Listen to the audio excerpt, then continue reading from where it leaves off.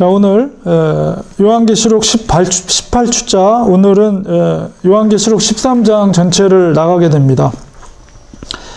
지난주에 말씀드린 것처럼 우리 12장, 13장, 14장 요 세 장이 또 특별한 삽입장으로 지난주에 이제 12장에서 그 악한 사탄의 어떤 삼일체적으로 붉은 용이 악한 사탄의 마부의 역할을 했다면, 오늘은 이제 바다와 땅에서 올라온 두 짐승을 통해서 교회에 도전을 하는, 그래서 그거는 이제 적그리스도와 거짓 선지자들을 상징하고 있는 표현들이 바다에서 온 짐승, 또 땅에서 나온 짐승에 대한 기록입니다.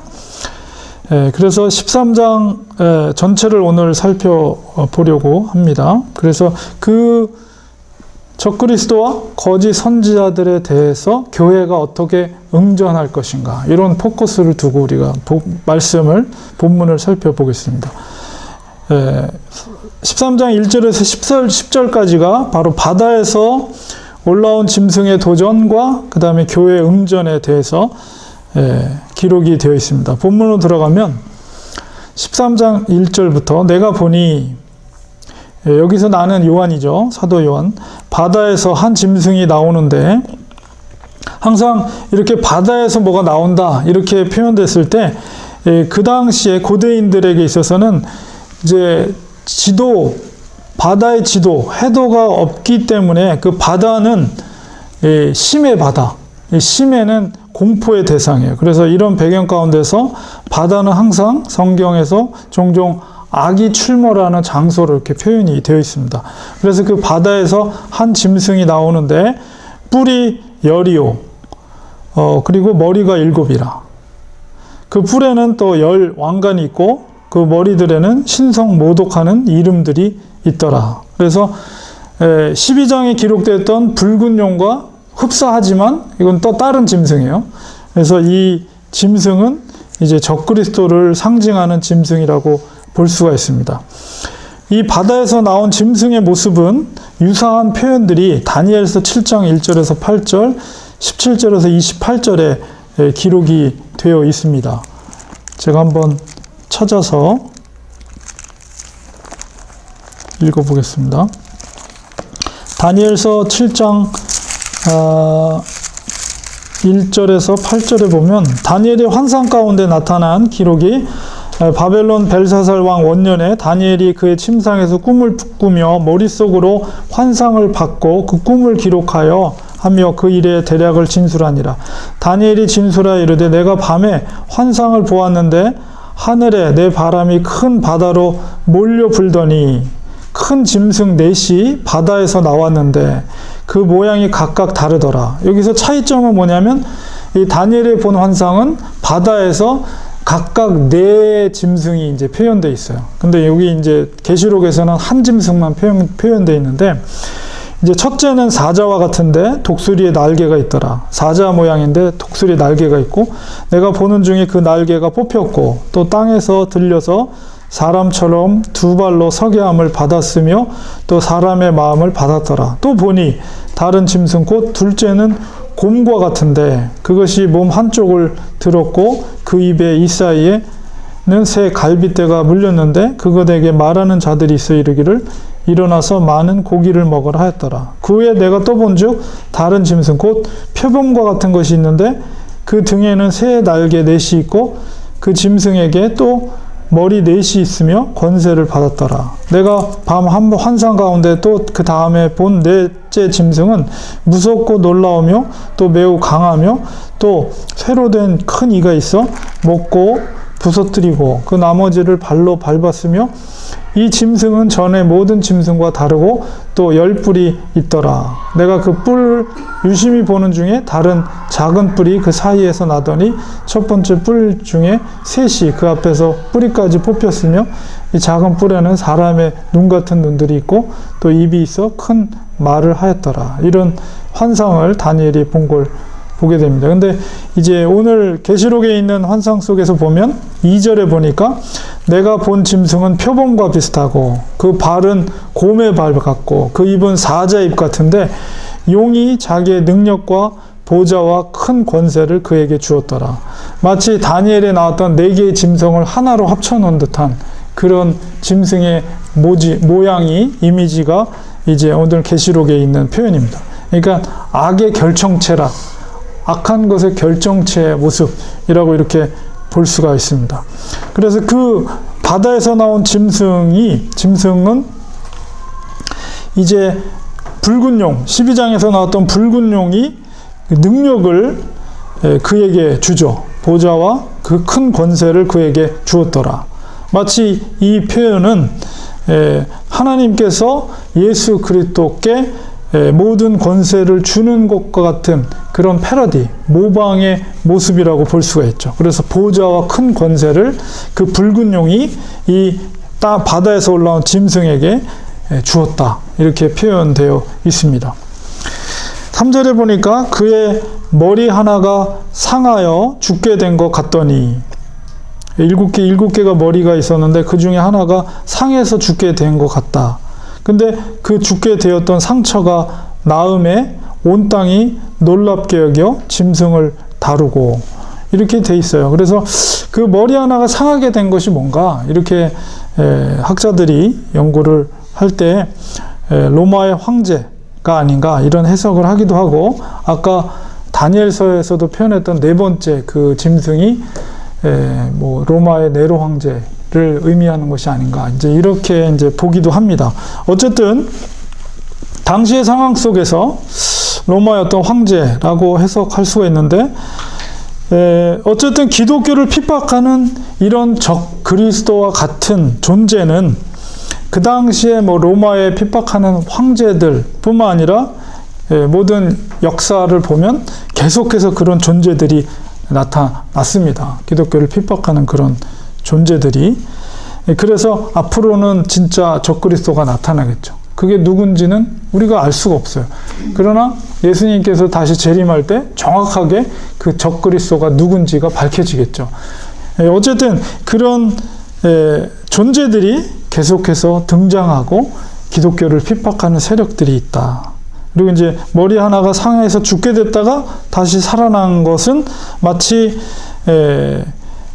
예수님의 어떤 죽음과 부활을 역시 모방하고 있는 것 같은 그런 모습을 우리가 볼 수가 있습니다. 13장 4절에 용이, 다시 그 붉은 용이 그 짐승에게 권세를 주므로 용에게 경배하며 또 짐승에게 경배하여 이르되, 누가 이 짐승과 같으냐? 누가 능히 이와 더불어 싸우리요? 하더라. 아마도 용이 지금 얘기를 그렇게 하는 것 같아요. 이 적그리스도, 얼마나 강력한 존재인가를 이 용이 표현하고 있는 거죠. 누가 이 짐승과 같으냐? 이 짐승과 같은 존재는 없다. 그래서 누가 능히 이와 더불어 싸우리요? 그만큼 강력하다. 대적할 존재가 없다라고 이 용이, 붉은 용이 그 적그리스도의 존재인 물에서 나온 짐승을 향해서 그렇게 표현하고 있는 것입니다. 그러니까 이 사탄의 공격이 얼마나 강력한가, 이런 걸 우리가 여기서 느낄 수가 있어요. 13장 5절에 또 짐승이 과장되고 신성 모독을 말하는 입을 받고, 그러니까 이 사탄의 무기는 과장된 것은 교만한 말이죠. 교만한 말과 또한 신성 모독의 말로 하나님을 회방하는 존재라는 것을 알 수가 있습니다. 그리고 또 42달이라고 표현되어 있죠. 앞서서 12장에서는 3년 반 혹은 이제 1260일이라고 표현되어 있는 동일한 시기를 말합니다. 그래서 이 시기는 제가 늘 말씀드리는 거지만 상징적인 숫자다.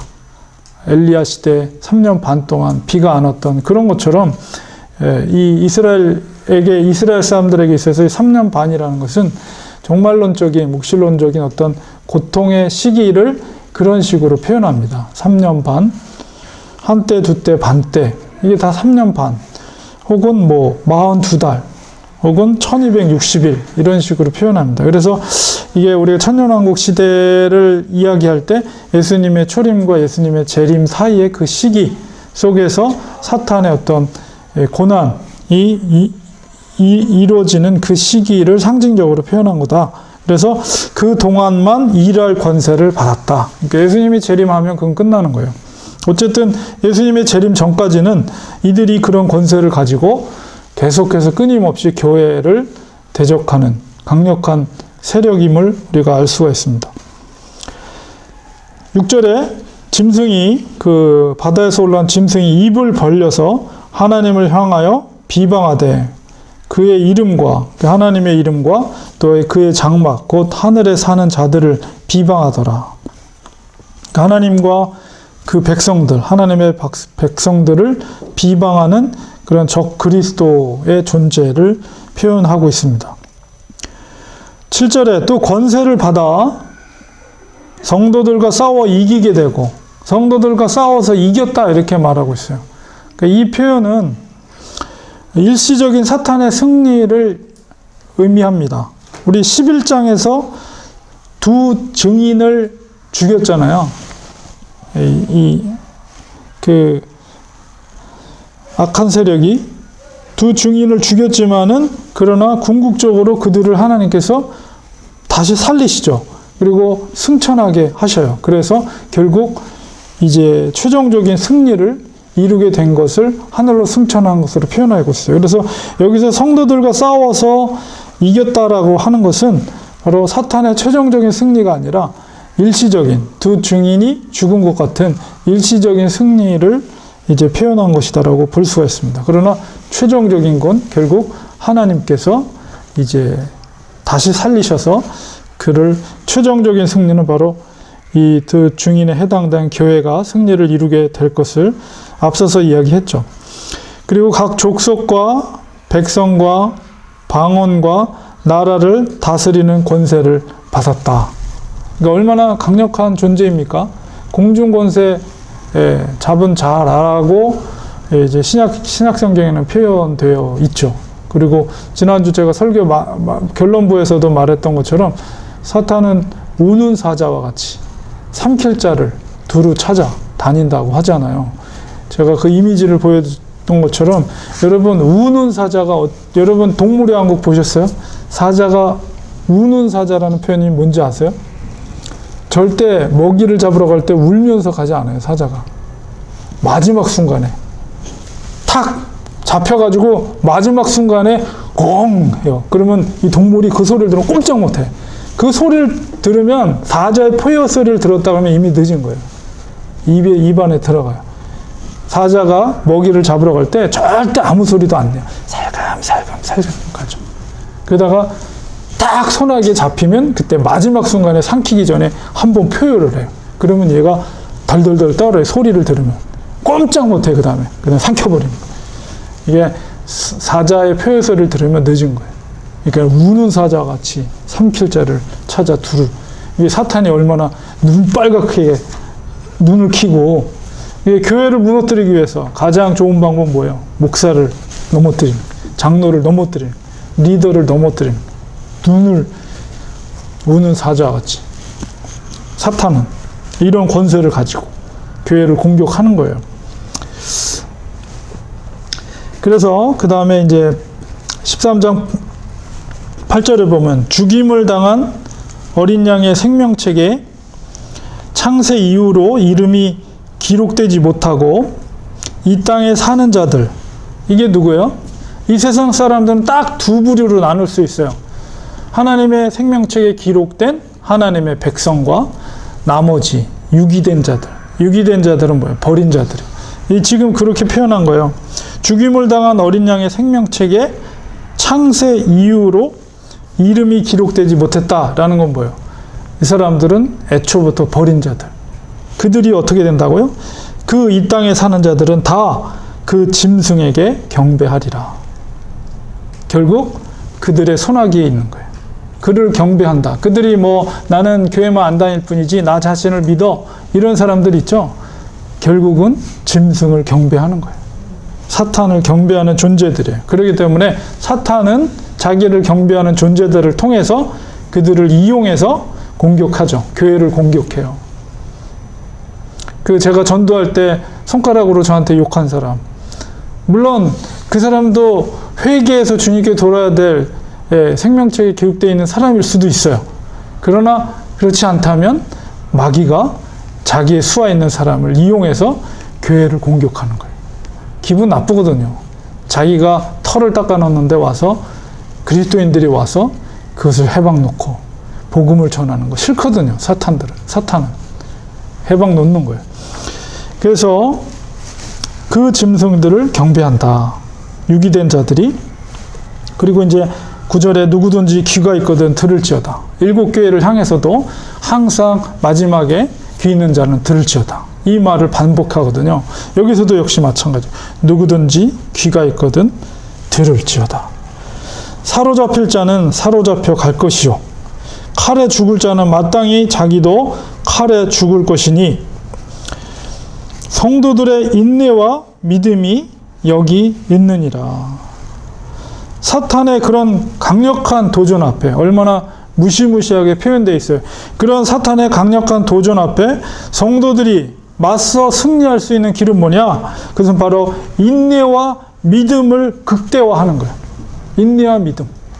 끝까지 참고 견디고 믿음을 극대화시킬 때 그 사탄의 적그리스도의 공격, 물에서 나온 그 짐승의 공격으로부터 이길 수 있다는 거예요. 죽으면 죽으리라 해. 오래 참고 견디고 끝까지 믿음으로 견딜 때 그 물에서 나온 짐승 적그리스도의 공격으로부터 승리할 수 있다. 이것이 바로 교회의 응전입니다. 인내와 믿음, 얼마나 중요한 그리스도인의 덕목인지 몰라요. 오늘날 시대 특별히 오래 참음, 인내, 이것은 굉장히 중요해요.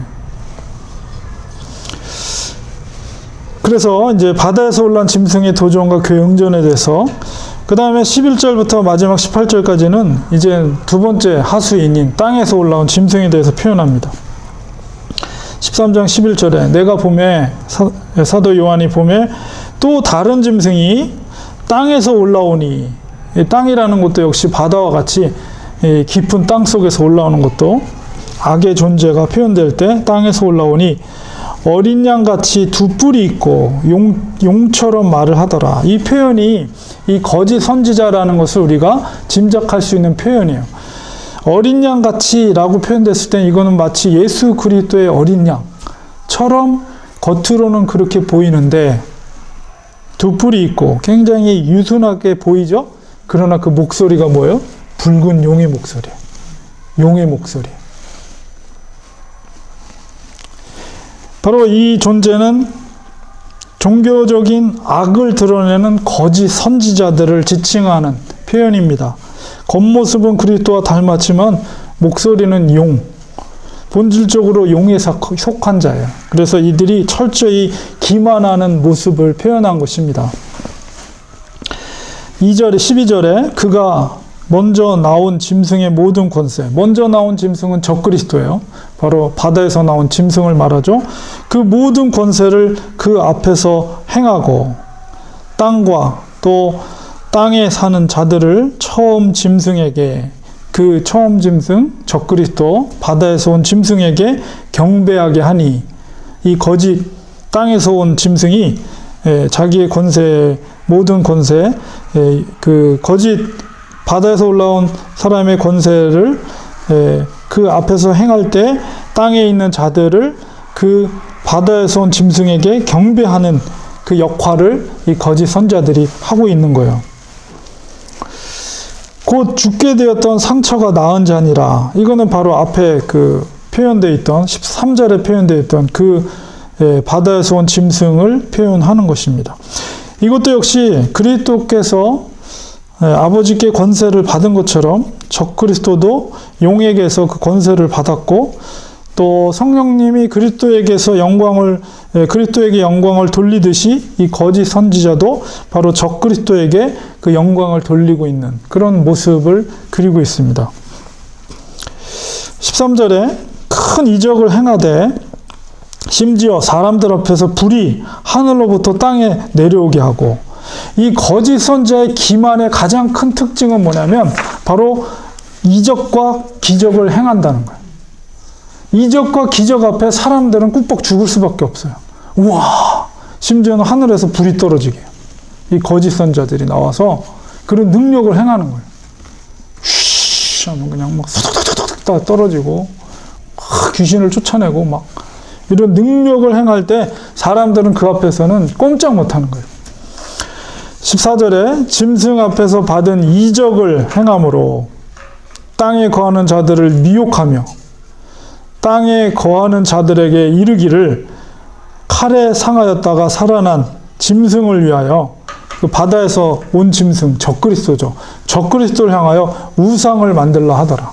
이 거짓 선자들이 적그리스도를 향한 우상을 만들어 라고 하니까, 능력을 행하니까, 표적과 이적을 행하니까 그냥 시키는 대로 다 하는 거예요. 시키는 대로. 그 앞에서. 그가 권세를 받아, 그 적그리스도로부터 그가, 거짓 선자들이 권세를 받아서 그 짐승의 우상에게, 그러니까 그 우상을 만들었는데요. 그 우상에게 생기를 주었어요. 그러니까 그 짐승의 우상으로 말하게 하고 그 우상이 말을 하는 거예요. 그러니까 그 사람들이 더 놀라는 거죠. 그 우상을 만들었던 사람, 추종하는 거짓 선지자들을 추종하는 사람들이 놀라는 거죠. 우상이 말을 해요. 거기다 생기를 집어넣으니까. 또 짐승의 우상에게 경배하지 아니하는 자는 몇 시든지 다 죽이게 하더라. 그런 능력과 혹은 그런 협박, 죽이는 이런 것을 통해서 거짓 선지자들이, 땅에서 온 짐승이 그 적그리스도에게 섬길 수 있도록 길을 터놓는 그런 역할을 하고 있습니다. 바로 이런 이적과 표적들이 사람들을 미혹해 하는 그런 능력이 된다는 것이죠. 이 당시에 1세기 약 92년경에 기록된 책이니까 1세기경의 정황 속에서 이 거짓 제사장들이 황제 숭배, 황제의 형상을 만들어 놓고 거기에 절하게 한 것을 연상하게 합니다. 그리고 거기에 절하지 않는 자들을 제사장들이 모두 죽이는 그런 실제적인 당시의 어떤 배경들이 이런 식으로 표현됐다라고도 볼 수가 있지만, 역시 미래적으로 볼 때도 오늘날에도 이런 현상들이 일어날 수가 있다는 거죠. 물론 이단들이라든가 아니면 심지어 이단이 하면 정통 기독교라고 하면서도 그 속에 많은 기적들을 행하면서 사람들을 미혹해 하는 거짓 목사들이 있을 수 있다는 거예요. 사람들은 분별하지 못하면 거기에 다 휩쓸려서 구름대처럼 몰려다니면서 거기에 뭔가 대단한 것이 있는 것처럼 사람들이 쫓아다니고 자기의 재산을 다 바치지만 그건 뭐예요? 거짓 적그리스도에게 행하는 경배가 되는 것입니다. 이 시대도 역시 이런 일들이 일어날 수 있다는 거죠. 13장 16절에 그가 모든 자, 곧 작은 자나 큰 자나 부자나 가난한 자나 자유인이나 종들에게 그 오른손에나 이마에 표를 받게 하고, 17절에 누구든지 이 표를 가진 자 외에는 매매를 못하게 하니 이 표는 곧 짐승의 이름이나 그 이름의 수라. 그래서 이것이 도대체 뭐냐, 이 표가 뭐냐에 대해서 많은 사람들이 여러 가지 추측을 하고 생각을 하고 막 그러는데요. 일단은 그 당시 1세기 당시의 상황 속에서 이게 어떤 것들이 있었냐면, 황제 숭배가 활발했던 도시에 기독교인들을 핍박하는 하나의 방법으로 뭐냐면, 그 당시에는 길드라는 게 조직되어 있어요. 그 길드라는 것은 무슨 상업에 모든 상업과 거래를 할 수 있는 그런 이제 메인 그 네트워크를 허브 역할을 하는 곳이에요. 그러니까 길드에 들어와야지, 회원처럼 길드에 들어와야지 뭔가 거래도 할 수 있고 뭔가 비즈니스 하는 데 있어서 서로 간에 뭔가 일을 할 수 있는데, 그리스도인들은 핍박하기 위해서 이 길드에 들어오지 못하게 금지를 해버렸어요. 그러니까 돈을 벌 수가 없는 거예요. 뭔가를 할 수 없으니까. 매매도 할 수 없고 비즈니스도 할 수 없으니까. 그렇게 해서 그래서 길드에 속한 자들에게 때로는 일종의 증표도 발급을 했다고 합니다. 특히나 이제 빌립보 지역, 거기에는 이제 퇴역 로마 장교들이 많이 살고 있었던 지역이죠. 그래서 사도 바울이 거기서 무슨 얘기를 합니까? 우리의 시민권은 하늘에 있다. 왜냐하면 거기에 대부분의 빌립보 성에 살고 있는 사람들은 대부분이 다 로마의 시민권자들이기 때문에. 그러나 그리스도인들은 핍박을 받았어요. 그래서 빌립보에 살고 있는 그리스도인들은 대부분이 다 가난하게 살았어요. 뭘 해야 되는데 무슨 이 일을 하려고 해도 자격이 안 되는 거예요. 뭘 팔려고 해도 팔 수가 없는 거예요. 팔로가 없는 거예요. 그런 길드에 속해 있지 못하기 때문에. 그러니까 이 빌립보에 사는 사람, 그리스도인들은 자기들이 그리스도인이기 때문에 가난하게 살 수밖에 없는 그런 현실 속에서 그들이 믿음을 지키면서 살았다는 거죠. 근데 그런 어떤 1세기적인 상황 속에서 그런 일들이 존재하고 있었기 때문에 그렇게 표현할 수도 있지만, 이제 미래적으로는 비슷한 상황들이 얼마든지 발생할 수가 있는 거죠. 우리가 그리스도인이기 때문에 불이익을 당할 수 있는 상황들이 이제 앞으로는 계속 생길 수가 있다는 거예요.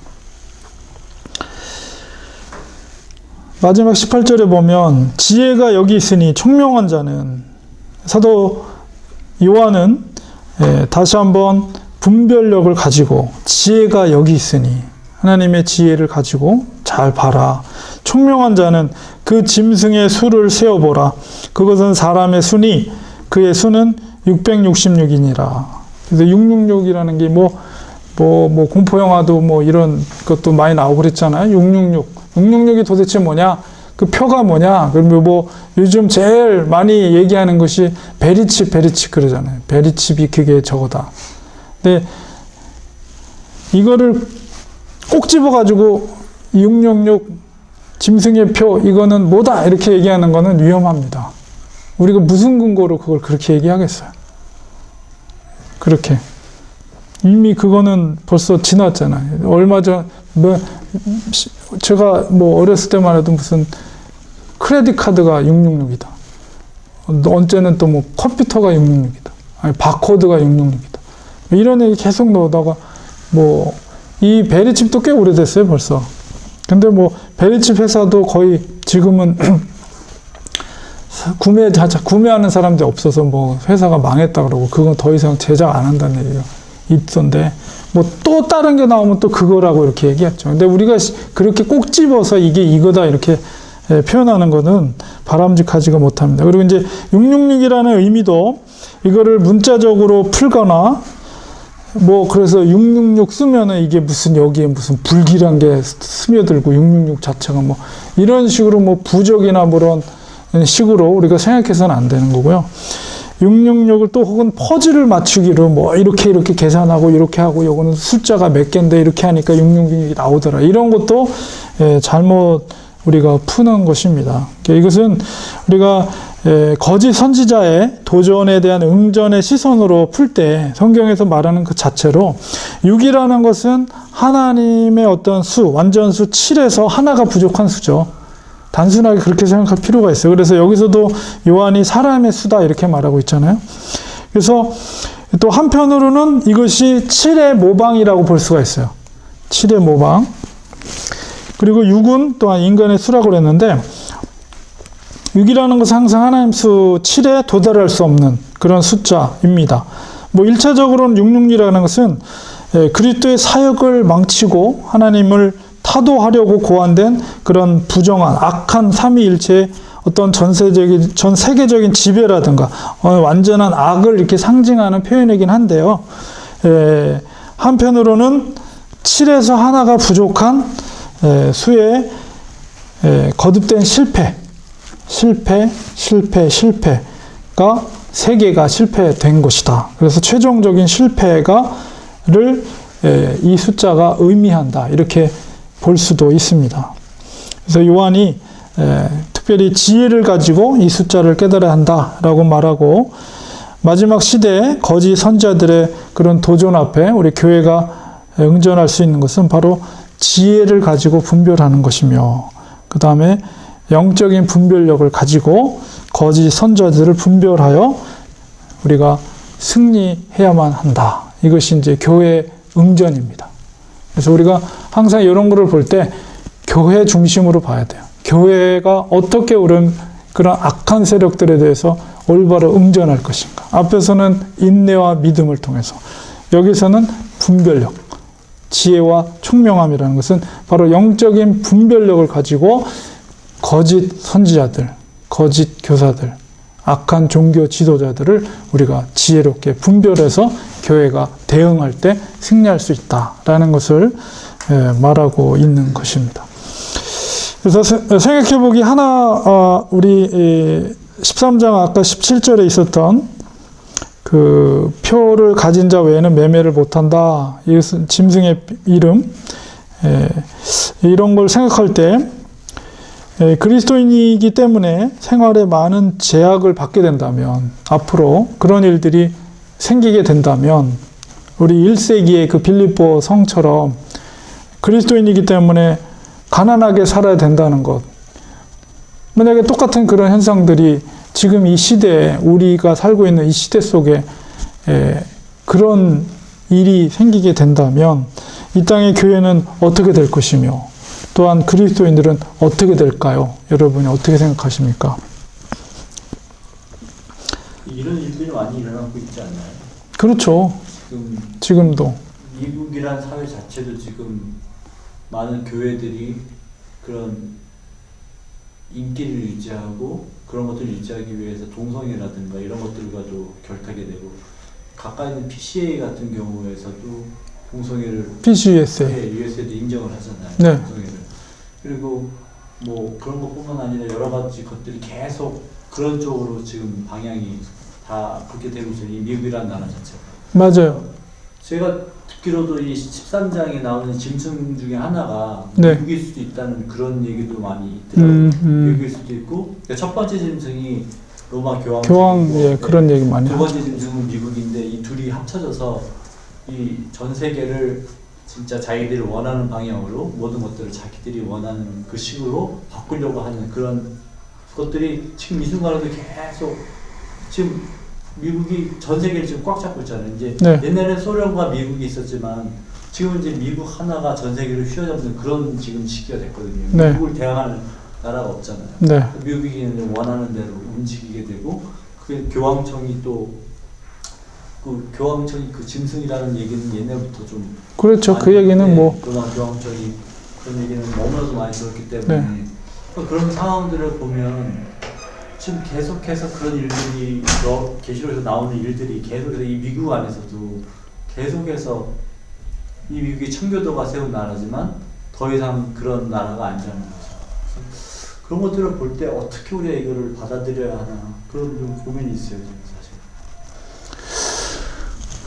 심각한 문제인 것 같습니다. 특히나 이제 동성애 같은 문제 같은 거나, 예, 그런 거는 인권이라는 어떤 보편적인 어떤 사람들이 생각하기에 인권하면 굉장히 아주 좋은 어떤 이데올로기 혹은 인간의 보편적으로 가져야 될 권리라고 얘기하면은 할 말이 없잖아요. 근데 우리 기독교의 어떤 우리가 말씀 중심으로 그것을 이야기할 때 굉장히 고리타분하고 굉장히 편협하고 그런 어떤 기독교로 몰아버리게 되고, 많은 사람들이 어떤 인권이라고 하면 그쪽으로 다 생각을 돌리고, 근데 그런 것들이 이미 현실화 돼 버렸고,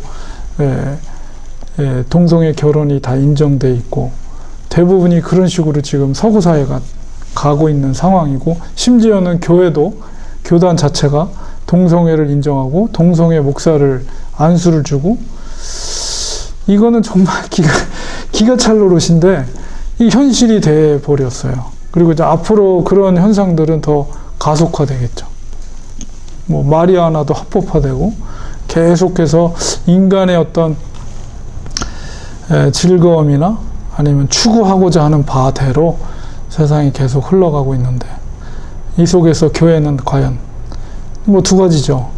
교회가 세상과 타협을 하거나, 아니면은 싸워나가고 도전하고 순수성을 계속해서 지켜나가기 위해서 계속 싸워나가는 교회가 있을 수가 있고, 아니면 우리 일제 치하 때 그 천황에게 그 신사참. 신사참배 했던 것처럼 그때 교단도 타협을 한 거잖아요. 그때 그게 9월 9일이었다고 그러더라고요. 타협한 날.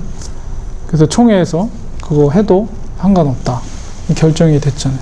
그런 식으로 타협을 하는 교회들이 있을 것이고 끝까지 저항하면서 핍박받으면서 견디는 교회들이 있을 것이고 개인적으로 그리스도인들도 그게 싫어서 배교하는 사람들. 그러니까 마지막 시대에 가장 큰 현상 중에 하나가 엄청난 배교가 일어난다. 배교라는 것은 믿는 자들, 교회 다녔던 자들이 기독교를 배신하고 교회를 떠나는 엄청난 현상들이 나타날 때 마지막 때다. 주님이 말씀하셨거든요. 사도 바울도 얘기했고. 이제 그런 것들이 다 맞물려서 이제 세상이 끝으로 가는 거죠. 그리고 이제 적그리스도가 어떻게 등장할지 모르지만 그 속에서 적그리스도도 등장할 것이고. 그래서 그렇다면 교회난 그리스도인은 어떻게 저항해야 될 것인가? 근데 이제 이런 많은 그 재앙을 받기 때문에 긍정적으로 보면 그런 어떤 고난과 환난을 겪고 이기려고 하는 강한 그런 그 믿음이 생겨나서 어떻게 보면 더 독보적으로 또 그걸 튼튼하게 될 수도 있다. 저는 그렇게 봐요. 네. 왜냐하면 이게 모든 것이 막 핍박과 어려움이 있을 때일수록 고난과 핍박이 엄청 왔을 때에 그것을 이기라는 힘이 엄청 나기 때문에 오히려 평안한 것보다 더 돈독하고 서로 견고할 수 있는 네. 평안이 줄 수도 있다. 저는 그렇게 봐요. 지금 뭐 동성연애나 이런 것 그런 것 때문에 더 이게 견고히 될 수도 있다. 그래서 그런 게 있기 때문에. 예. 그렇고 평안하고 평범하면 거기에 어떤 창조가 없거든요. 교회도 마찬가지고. 그러한 어떤 정말 있어서는 안 되는 일이 있기 때문에 그런 크리스찬이나 기독교인들이 어떻게 될까요? 더 강해지고 더 똘똘 뭉쳐서 하나님을 더 열심히 믿을 수 있다. 그래서 지금도 이제 들려오는 얘기들을 보면 굉장히 중요한 말씀하셨는데 진짜와 가짜가 드러나는 현상이 일어나게 되는 거죠. 그러니까 진짜 그리스도인들은 끝까지 견디고 믿음을 지킬 것이며 그냥 노미널 크리스찬, 형식적인 그리스도인 그런 사람들은 떠날 수밖에 없어요. 그러면은 이제 평화로운 시대 속에서 교회가 많이 생기고 우후죽순처럼 많이 생겼지만 이제 외부적인 핍박과 고난이 이제 밀려올 때 이제 진짜와 가짜가 드러나게 되는 거죠. 그러니까 이제 동성애 문제로 인해서 저도 얘기 들은 거는 어떤 교회가 이제 뭐 교회 안에 그런 이제 두 파가 갈려졌다고 그래요. 교단에서 탈퇴해야 된다. 아니면은 여태까지 교인들이 헌금으로 교회를 세우고 헌금으로 교회 건물을 지켜왔는데 이거를 포기하고 어떻게 떠날 수 있느냐. 그냥 우리만 깨끗하게 하면 되지 않겠느냐. 이렇게 자리를 지키자. 뭐 이런 그런 교회들이 현실적으로 그런 교회들이 있다고 그래요. 그럼 그런 상황 속에서 과연 어떻게 목회자가 혹은 성도들이 행동을 해야 될 것인가. 이런 것들이 이제 진짜와 가짜가 드러나게 되는 거죠. 그저 그냥 편안하게 자리만 지키겠다. 뭐 편안하게 지낼 수는 있겠죠.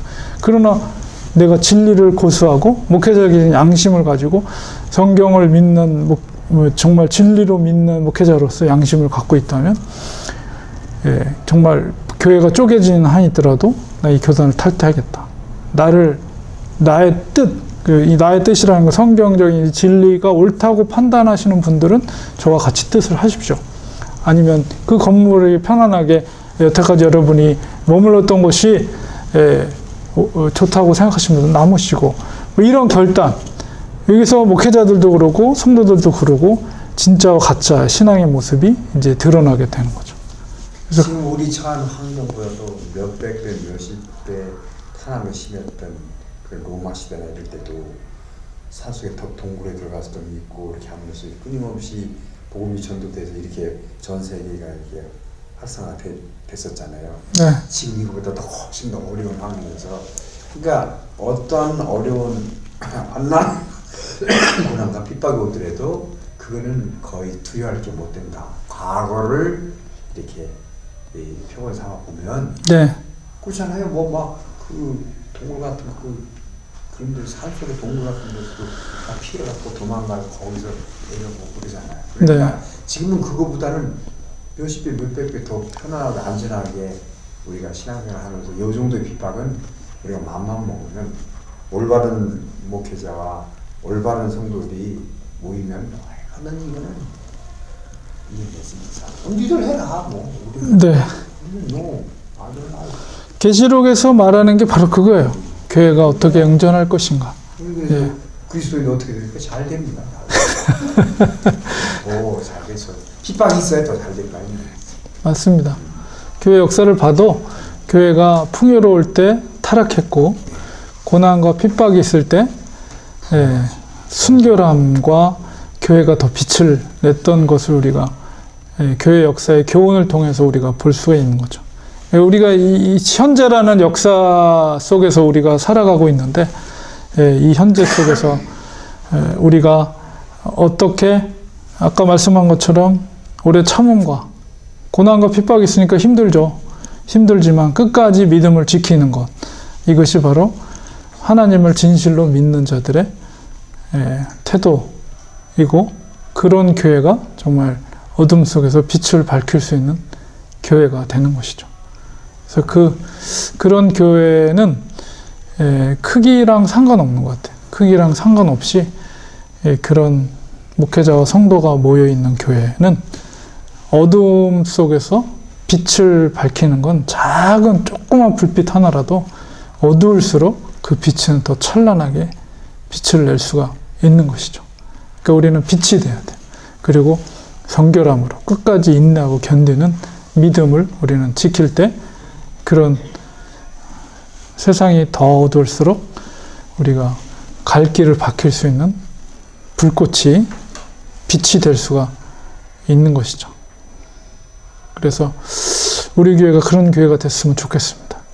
저도 만약에 그런 상황이 발생이 됐을 때, 교회가 양자택일의 상황이 발생됐을 때 저는 딱 돌아보지도 않고 그 교단을 탈퇴할 겁니다. 천막을 쳐서 바닷가 모래사장에서 천막을 치고 돗자리 펼쳐놓고 예배를 드리는 한이 있어도 아무리 자리나 연연하고 건물에 연연해서 그렇게 하나님의 가르침을 반하는 그런 교단에 있기보다는 차라리 떳떳하게 하나님 앞에 설 것을 두려워하면서, 두려운 마음으로.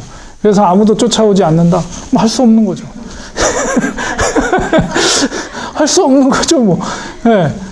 그런 각오를 가지고 목사가 목회를 해야지, 자리만 연연하면서 편안하게 은퇴하고 뭐 은퇴 목사님 하면서 편안하게 자리를 지키면 주님 앞에 섰을 때 주님이 뭐라고 그랬어요? 너 도대체 너 누군지 모르겠다? 그럼 어떡하려고 그래? 그게 더 무서운 거지. 자, 그렇습니다. 연구질문 14장, 이제 삽입장 14장은 이제 끝까지 믿음을 지킨 자들을 하나님이 어떻게 하시는가, 그런 놀라운 이야기, 그리고 짐승의 표를 가진 자들이 어떻게 되는가, 이런 내용이 14장에 기록되어 있고요.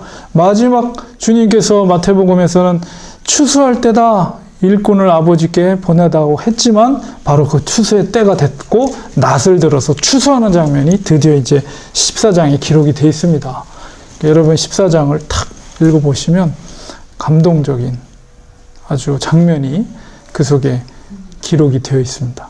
그래서 다음 주에 14장을 또 살펴보도록 하겠습니다. 오늘은 여기까지 하겠습니다.